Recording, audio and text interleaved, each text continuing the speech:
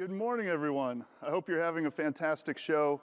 We're really happy to be here with you this morning and tell you a little bit about the direction of DRB. My name is Devin Watson. I'm the president of the business, and I'm very lucky to lead 200 plus team members in engineering who have been working extremely hard on this product, and 600 at DRB overall who are working every day to make sure that our customers can run and grow a great business.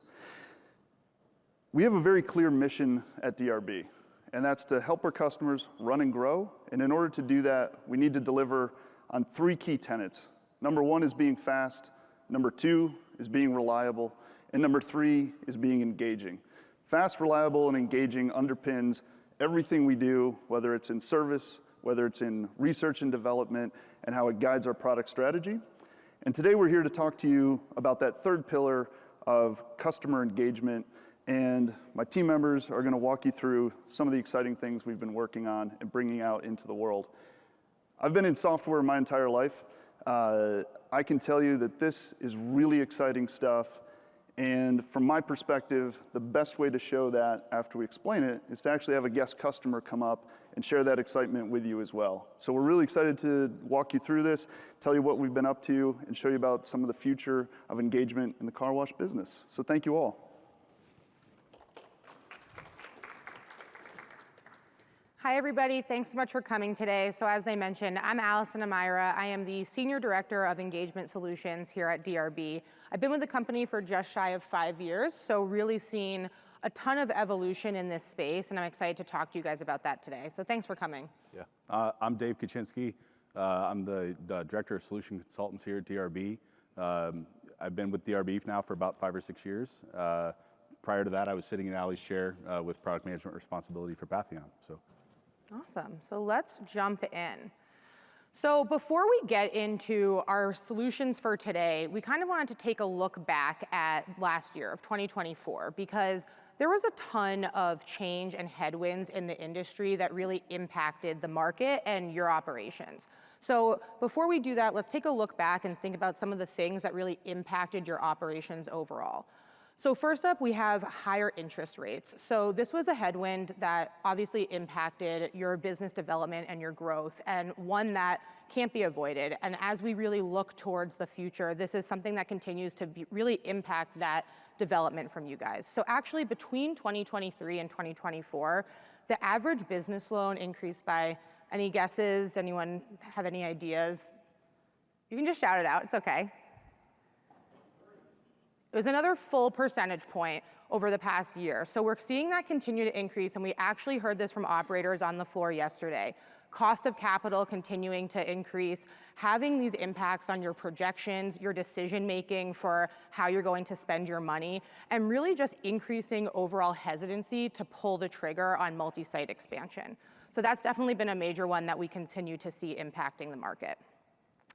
Of course, economic uncertainty and really consumer caution being another one. And this is one that in our current climate, again, we're continuing to hear about in 2025. So persistent talks of inflation and recession really made consumers much more cautious with their discretionary spending.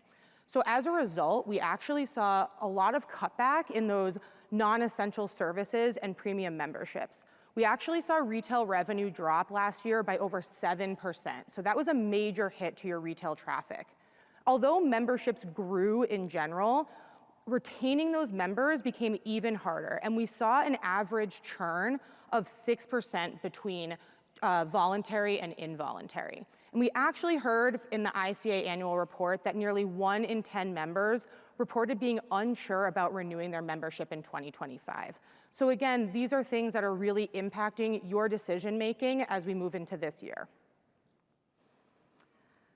So continuing on this, these headwinds, labor pressure, I'm sure is one that you guys have also continued to feel. So with the increase of rising labor costs, this really continuing to hit your P&L and how you're managing your business, the cost of retaining employees becoming even harder, thinking about ways for how to keep them satisfied and reduce that turnover. And a lot of times this actually meant increasing your prices to your consumers to offset those increased labor prices. So we actually saw a yearly increase of over 4% in hourly wages. Again, having a major impact to your business that's outside of your control. And then, of course, the continued increase of cost of goods.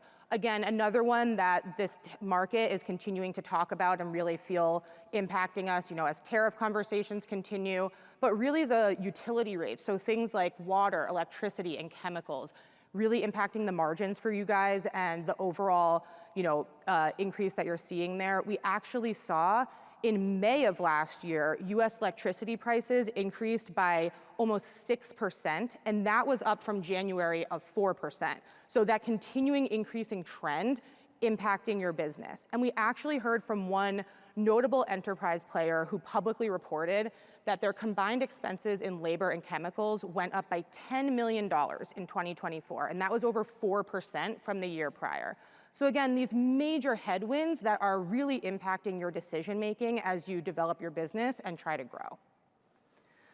So all of these macro headwinds are outside of your control. But when you layer that on to your day-to-day operational challenges, it makes running your business very hard. And in order to get a 360 view of your business, you need your point of sale to be integrated into many different outlets, whether it's your intelligence dashboards, your CRM, marketing tools, mobile app, labor systems. There's a handful of areas that are important, and having just a strong point of sale isn't good enough anymore. And I know that can sound jarring coming from a company that is historically known as a point of sale company, but it's true. The business has evolved, the market has evolved, our customers' needs have evolved, and without connected end-to-end engagement solutions, you're always going to be playing catch up. So in addition to these headwinds, we've worked with thousands of operators across the globe, and the idea of disconnected technology, or the challenge of disconnected technology, continues to rise to the surface as an area of concern. And when we talk about disconnected technology, we're talking about the complexity of managing multiple systems, vendor coordination, invoice reconciliation. We're talking about what we call data silos, so mismatched data depending on where you're looking, and all of this leading to a poor customer experience. So we'll dig into those a little bit now too. So again, disconnected technologies. So how many of you have felt the pain of trying to connect your point of sale to a third-party vendor and something goes wrong?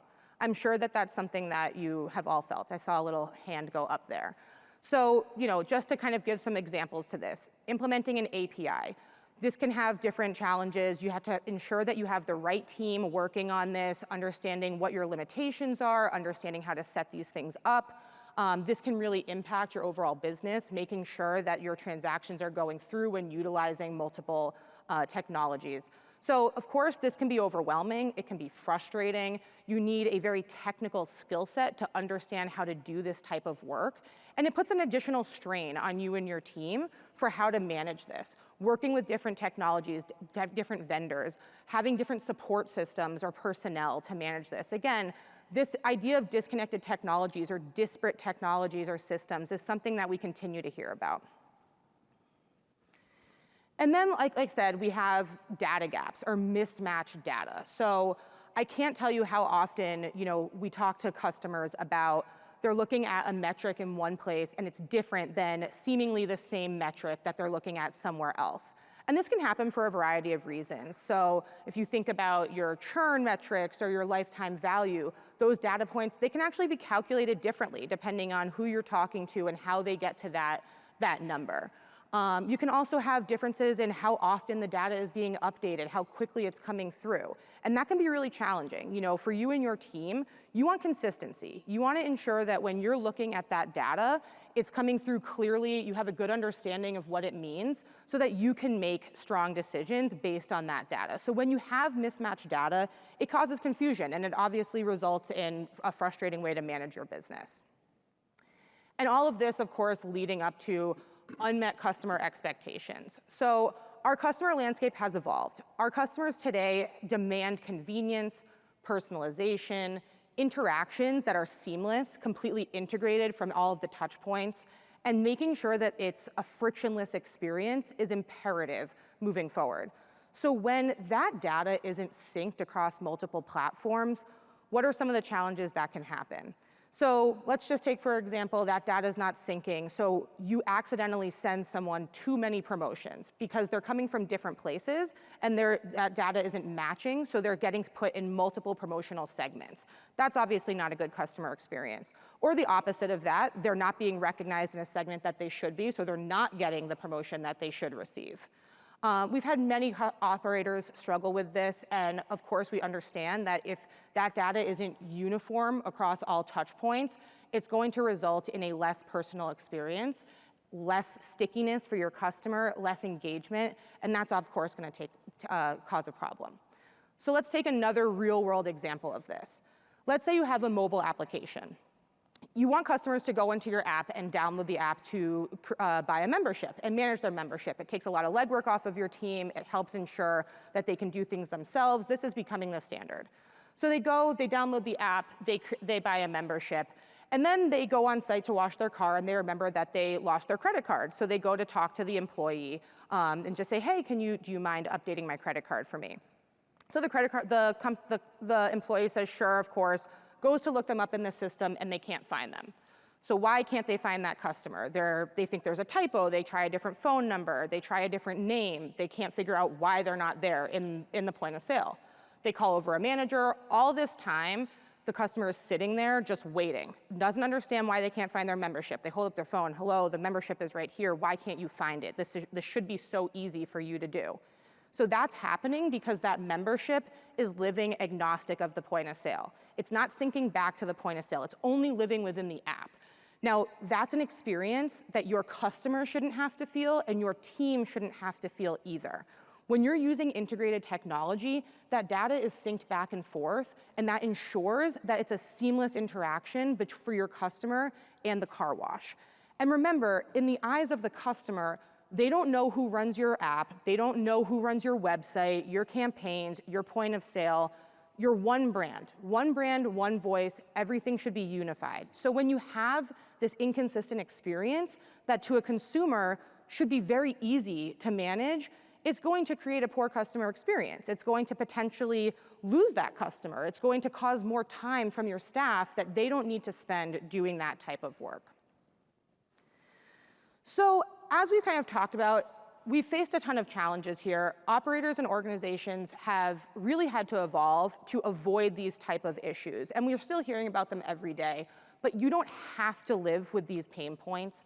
And we've seen, because of these pain points coming to the surface, a lot of innovation in the space over the past few years.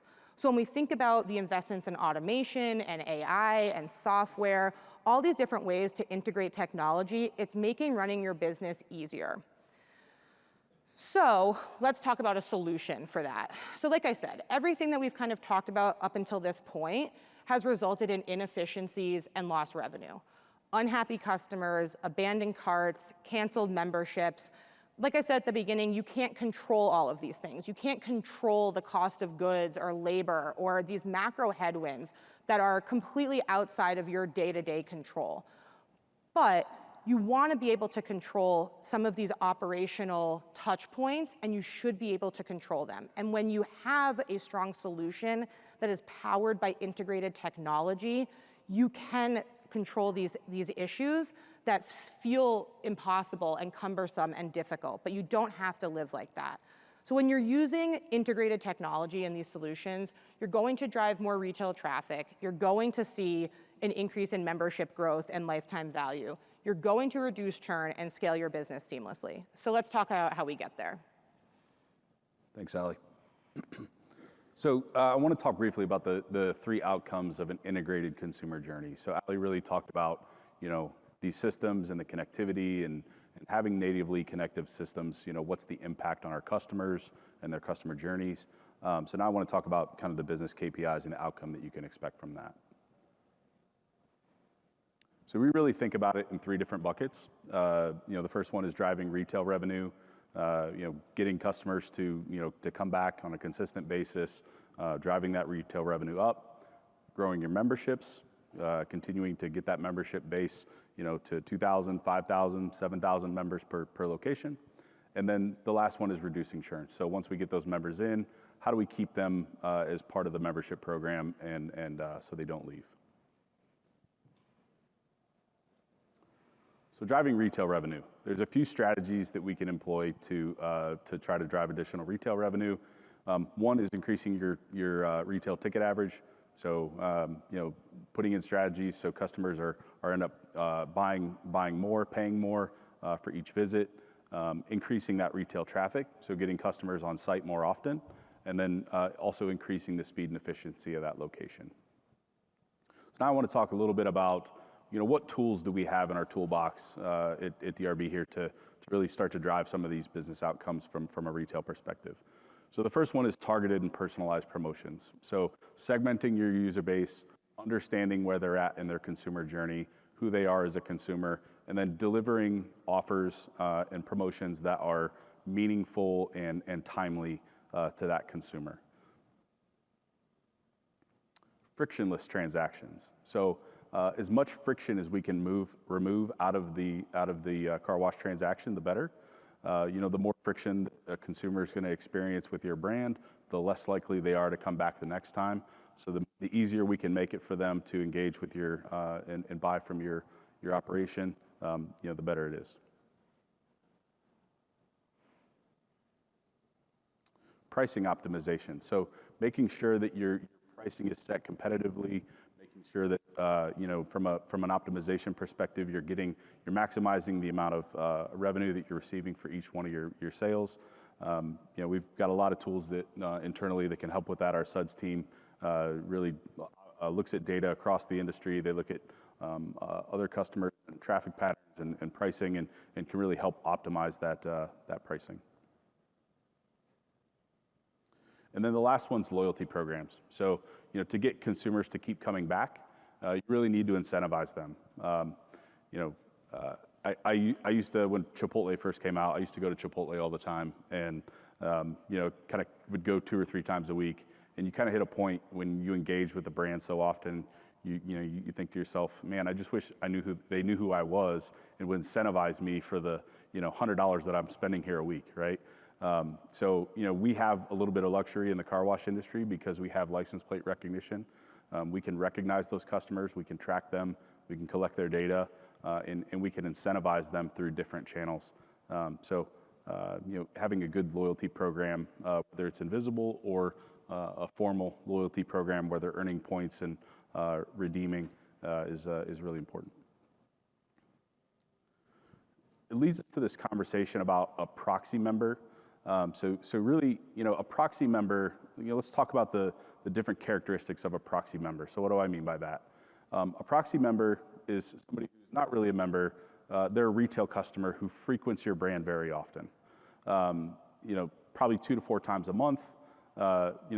We see about 25 to 30% of retail wash customers, qualify as proxy members. They prefer pay-per-wash flexibility. They don't want to be tied into a membership. They expect loyalty rewards. They don't want a sales pitch, right? They come in a lot of times with, traditional marketing at a car wash. Every retail customer comes in, they get the same pitch. If this person's coming in 2 to 4 times a month, chances are they're getting that pitch 2 or 3 times a month. So, how do we recognize them and make sure that we're delivering the right pitch to them when they come in? Convenience is important. So utilizing tools like license plate recognition, card on file, making sure that when that customer pulls up, they can pick their default wash and the gate goes up, making that retail purchase a membership-like experience. So how can you improve the retail experience for those types of consumers? And I think the last point here is these while they're proxy members, they're not members of the car wash. You're not billing them monthly, but they are extremely valuable portion of your customer base, and they do have a high conversion potential. So, if you do engage these customers in the right way, you keep them coming back. It's likely that they will eventually convert to membership.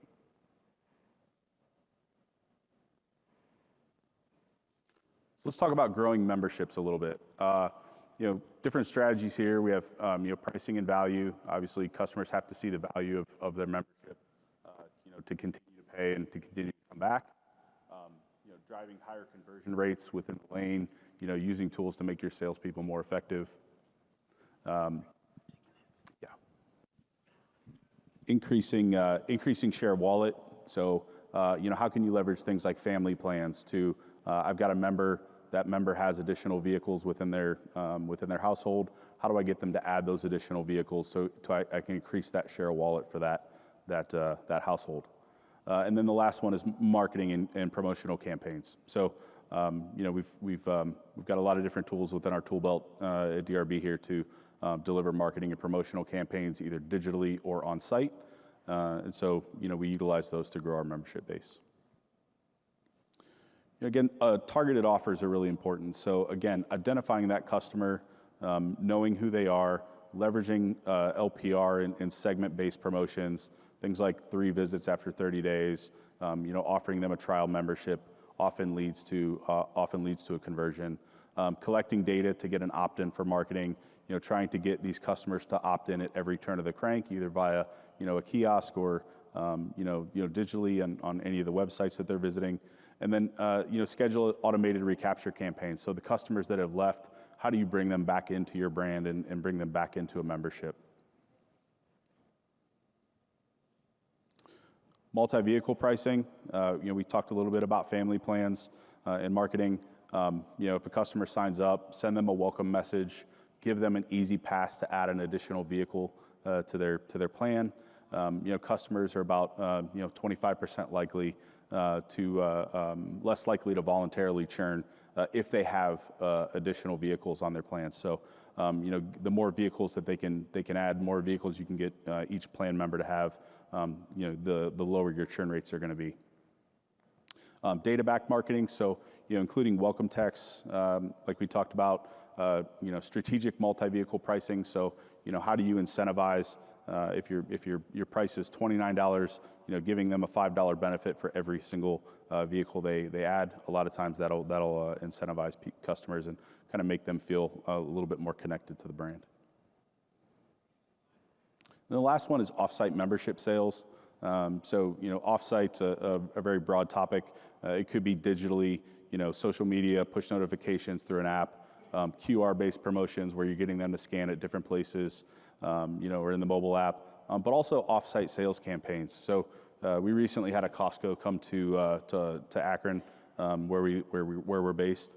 They basically stationed people at malls, at gas stations and other places with big Costco flags, and they gave people tablets so that they could sign up memberships prior to that site opening. So how do you get out into the community, leverage those types of offsite sales so that when a site opens, you're opening with a strong membership base and collecting revenue immediately.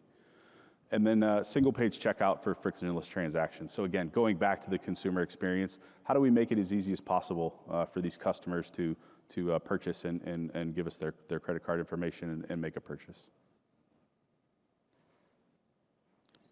And then the last topic I want to talk about here is reducing churn. So we've got different strategies for reducing churn, promotional best practices, having effective discounting strategies.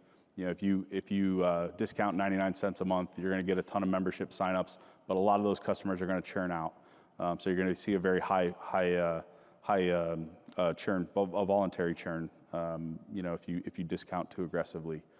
Having flexible and seasonal options. So giving your customers the ability to say, I'm going to Florida for the winter. I'm going to go ahead and pause my membership for 3 months, and then it'll resume when I get back. Member loyalty and usage promotion. This one's an often overlooked area.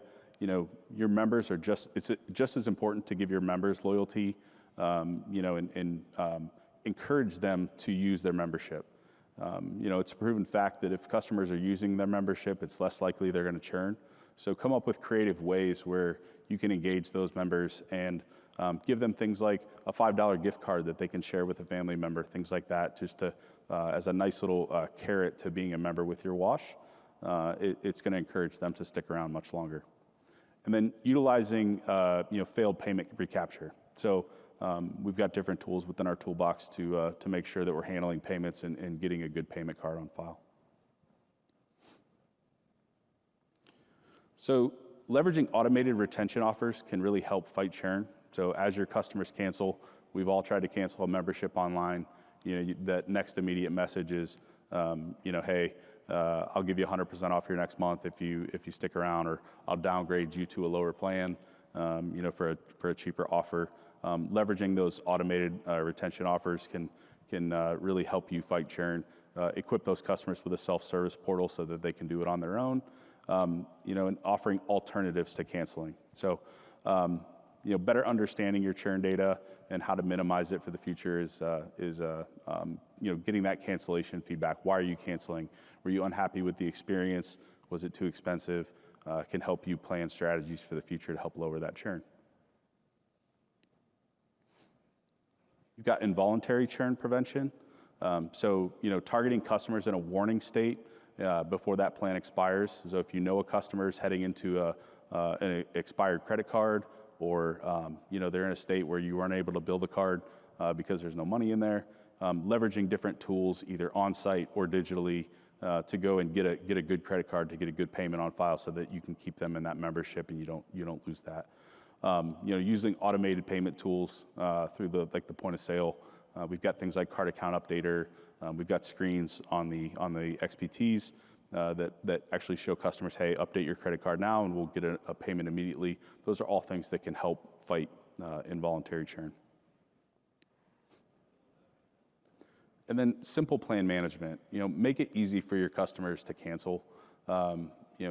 We really feel like a lot of the customers that we see that make it really easy to upgrade, downgrade, cancel their membership. Customers don't want to feel like they're being held hostage. And even if they do cancel and it was easy to cancel, they're likely to come back at some point. So, we feel like making simple plan management a thing is really important. And then membership engagement. So using automated drip campaigns to target members to, again, increase share of wallet, but regularly contacting those members, especially if they're not using their membership, getting them to come in, reminding them of how important their relationship is to you, having that consistent brand experience and is really important to engage those members and keep them connected to you as a brand. We've talked a lot about membership fatigue, subscription fatigue. All customers, the average customer I think has 13 subscriptions. At some point we all look at those and go, which ones am I going to cancel, right? I've got too many bills coming out of my account monthly. And so how do you make sure that your car wash subscription is in the top of those memberships and ones that a consumer is going to hang on to? All right. So let's talk about the customer journey, and let's put this through the lens of an integrated experience and what this journey should look like and absolutely can look like for your customers. So this is James. It's his first time at your car wash. So when he pulls up, the car wash using LPR immediately recognizes that that car has never been there before. And this triggers a welcome message that really makes it clear that it's his first time being there. Now, we don't have his information on file yet. We don't have his profile information, but we can immediately trigger a welcome message on the kiosk and determine what we want to serve him up based on knowing that he's never been to the wash before. So he decides to make a retail purchase, a one-time wash, and he pulls through the wash. And as he comes out, he sees a sign.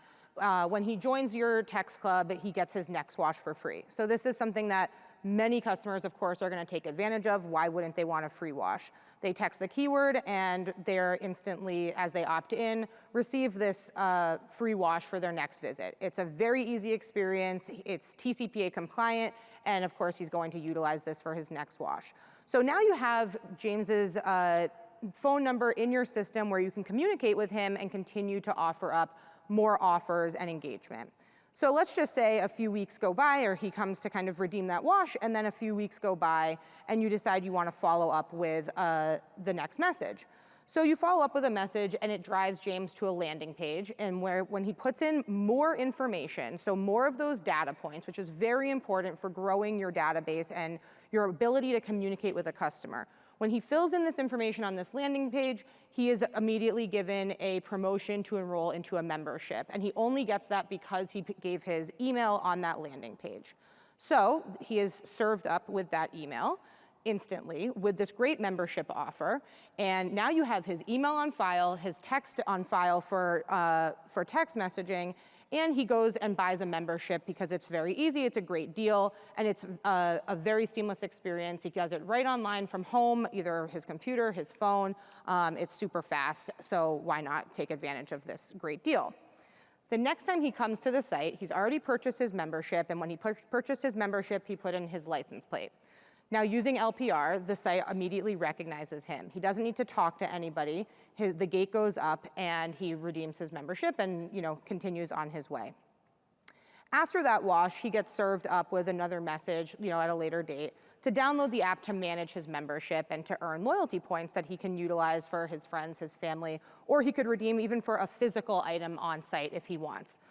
So he downloads the app, and he's able to manage everything there himself. So like we talked about, very easy for the user. They have it at their fingertips. They can change their information. They can upgrade, downgrade, cancel, everything available to them within that app.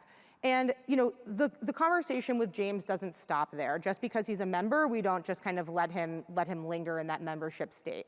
The engagement continues. We reward him with recognizing milestones. We give him free washes that he can give to family and friends. He can utilize loyalty points, referral rewards, things like that. So the conversation continues. We're able to really drive that lifetime value with that ongoing engagement. And this has just really set him up and your customer base up for an easy experience and having all of these touch points in which you can communicate with him.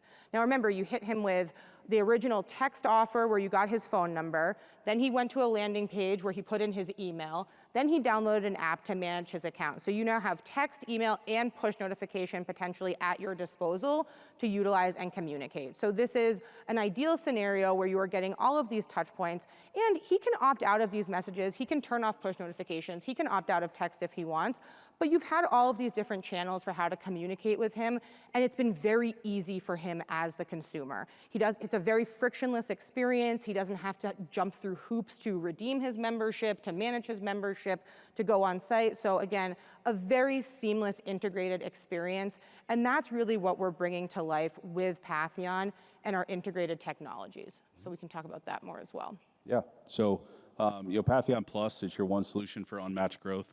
We're really excited today. We've got a customer who's been on Patheon now for a few years. Please welcome Brian Carbonara from GetGo Car Wash in Pittsburgh. All right, yeah, thanks for having me, guys. I can't stress enough or say enough to all of you and them how much we love Patheon.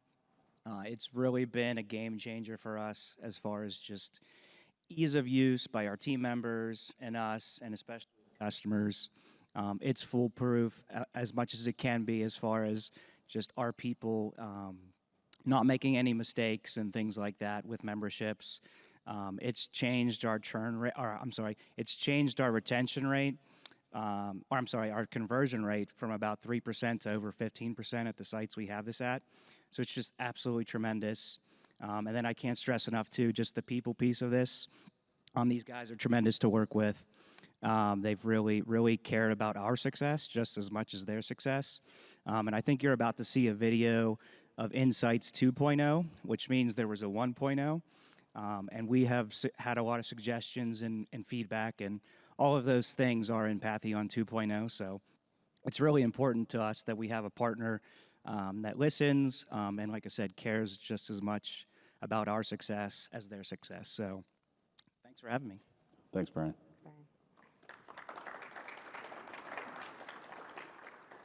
So the next thing I want to show, if you could pause the video real quick.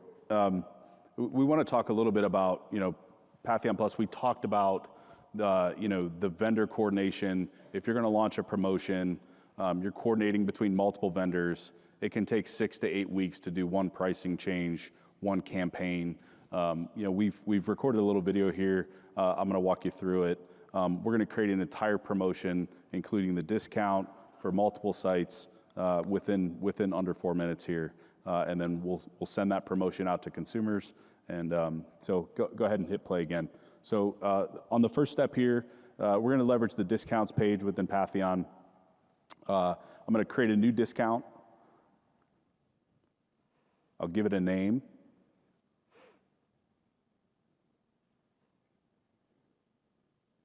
And I'll apply this to all of our customers.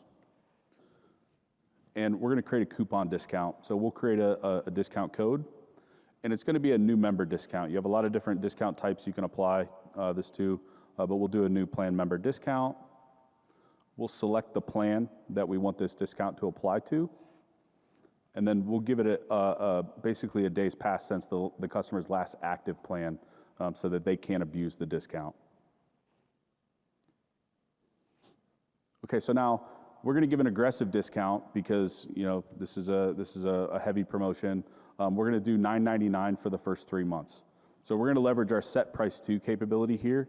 The great thing about this is that it's going to calculate the discount automatically in the cart. So even if your prices are different across all your locations, it's automatically going to bring that member price down for the first 3 months to $9.99. So very, very simple. Even if you change your pricing, you don't have to go back and change this discount.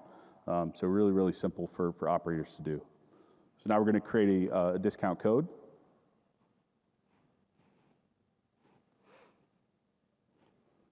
And we'll create a single code. If I wanted to create a batch of codes to track end users, you can. We'll create a discount code DRB 2025. Variety of different settings. If you want to set an expiration date, or the amount of redemptions that each code could use. And then I can apply it to one or as many sites as I would like. Once I save it, within seconds, that code is active and live in the system. And now what you're going to see me do is we're going to go over to Catalyst side of things, and we're going to create that promotional flow to kick off the marketing aspect of this.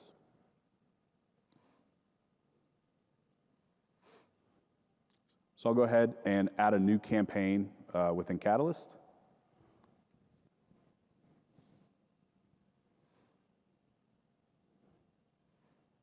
Give it a campaign name. Select a campaign goal, which when you look at your business intelligence dashboards within Catalyst, you'll have campaign goals, so you'll see how effective the campaign actually was against achieving that goal. Give it a start and an end date. And then we're going to select a segment of consumers to ship this text message to. So here I'm going to pick customers with contact information. Obviously, Catalyst will respect, if there's opt-in information or anything like that are required for this text message to be delivered. We're only going to send it to customers who have opted in. I've already created a message template, so I'll select the ICA 2025 message template. And so now, ICA 2025 deal, get 3 months of our Best Plus membership for just $9.99 a month using code DRB 2025. You can either sign up here or take that to the wash. Once I save it, that promotion is live, and our customers are starting to receive text messages. And that's really the end of the video. That's setting up an entire promotion from the discount to the end of the campaign. Again, things like that with disconnected, disparate systems, vendor coordination, you're talking 6 to 8 weeks. We've done it here within 4 minutes on stage. So I think that's all we have. Yeah. I think that wraps it up for us today, guys. But yeah, as we talked about, we showed you an example of how we can utilize our technologies to work seamlessly together. The data syncing immediately, no need for it to wait 15, 20 minutes where the segment could potentially change, where a customer could come on site and not be able to redeem. So really the power of those integrated technologies, ensuring that you're providing an end-to-end engagement solution. So it's something that we've prioritized a ton here at DRB, specifically over the past year and really in 2025, is driving how do we be more than just a strong point of sale? How do we ensure that all of the touch points are integrated as seamlessly as possible? So like we kind of talked about, that integrated technology is essential for driving your business, for your growth, and we're really proud of what we've brought to life with this today. So happy to continue to show this on the floor later today, or if you have any questions, definitely feel free to come up and talk through it, but appreciate everyone coming today. So thanks so much for your time, everyone. Thanks all.